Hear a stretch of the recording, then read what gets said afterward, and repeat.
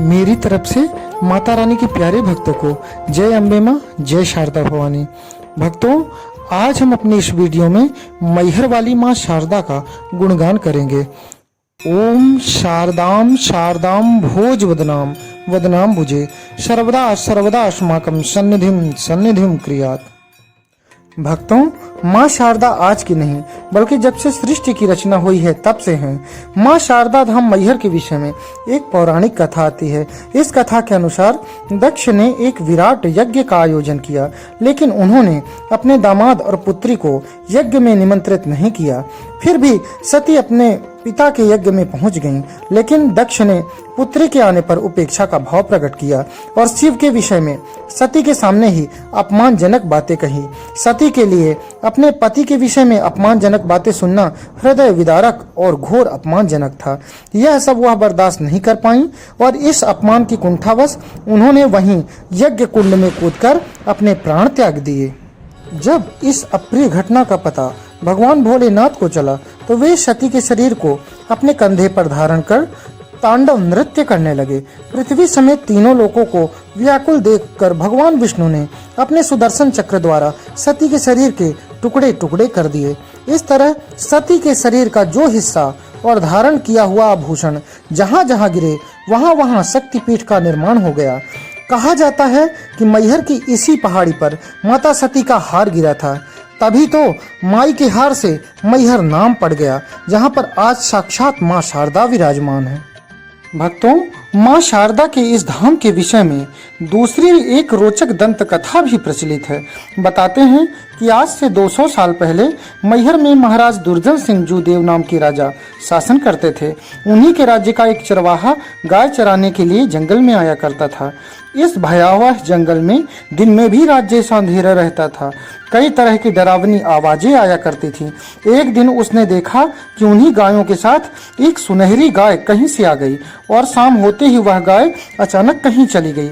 दूसरे दिन जब वह चरवाहा इस पहाड़ी पर गाय लेकर आया तो देखा कि फिर वही गाय इन गायों के साथ मिलकर चल रही है।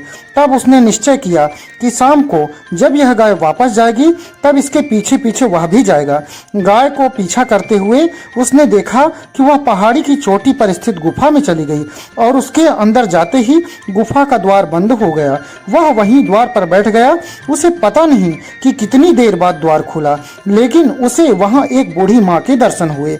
तब चरवाहे ने उस बूढ़ी महिला से कहा, माई, मैं आपकी गाय को रोज चराता हूँ, इसलिए मुझे पेट के वास्ते कुछ दे दो माँ, मैं इसी इच्छा से आपके द्वार आया हूँ।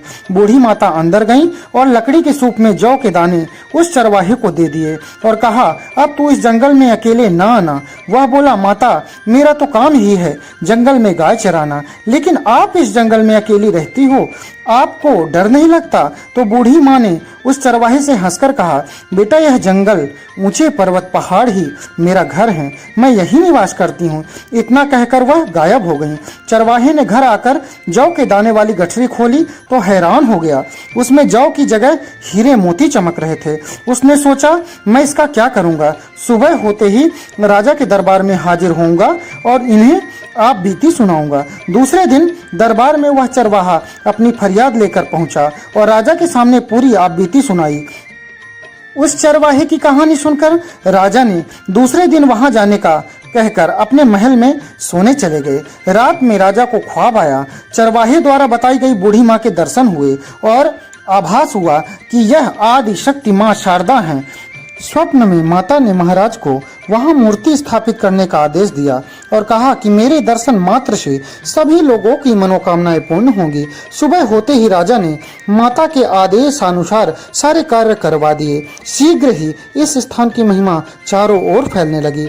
माता के दर्शनों के लिए श्रद्धालु कोसों दूर से आने लगे और उनकी मनोवांछित मनोकामना भी पूरी होने लगी। इसके बाद माता के भक्तों ने माँ शारदा का विशाल मंदिर बनवा दिया। इस धार्मिक स्थल के संदर्भ में एक अन्य दंतकथा भी प्रचलित है।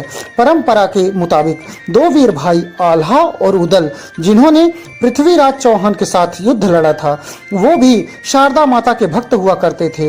इन्हीं दोनों ने सबसे पहले जंगलों के बीच शारदा देवी के इस मंदिर की खोज की थी। इसके बाद आल्हा ने इस मंदिर में 12 सालों तक तपस्या कर देवी को प्रसन्न किया। माता ने उन्हें अमृत का आशीर्वाद दिया था। कहते हैं कि आल्हा ने बड़े ही भक्तिभाव से मां शारदा को अपना शीश चढ़ाया, जिससे मां शारदा ने उसी क्षण वापस कर दिया। आल्हा माता को शारदा माई कहकर पुकारा करता था और तभी से ये मंदिर माता शारदा माई के नाम से प्रसिद्ध हो गया। आज भी मान्यता है कि माता शारदा के दर्शन सर्वप्रथम आल्हा और उदल ही करते हैं। मंदिर के पीछे पहाड़ों के नीचे एक तालाब है, जिसे आल्हा तालाब कहा जाता है।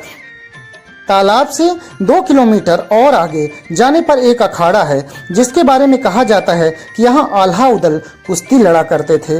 इस समय मंदिर का पूरा कार्य मां शारदा समिति की जिम्मेदारी पर चल रहा है। इस समिति के अध्यक्ष सतना जिले के कलेक्टर हैं।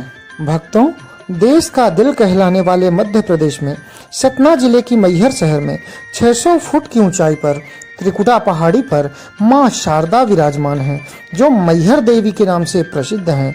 यह हिंदुओं का महत्वपूर्ण धार्मिक एवं आस्थावान स्थान है। यहाँ श्रद्धालुजन माता का दर्शन करने बहुत दूर दूर से पहुँचते हैं। मां मैहर देवी के मंदिर तक पहुँचने के लिए लगभग 1000 सीढ़ियां तय करनी पड़ती हैं। महावीर आल्हा उदल को वरदान देने वाली मां शारदा देवी को पूरे देश में शारदा माई के नाम से जाना जाता है। यहाँ पर रोपवे बनने से अब श्रद्धालुओं को माता के दर्शन करने में आसानी हो गई है। तो भक्तों, आप लोग भी मां शारदा के दर्शनों के लिए जरूर आएं और मां शारदा के दर्शन करें। मां शारदा की कृपा से आप सभी की हर मनोकामनाएं पूर्ण होंगी। बोलिए शारदा मैया की जय। जाने कब माटी हो जाए, जब तक जीवन बना है भैया।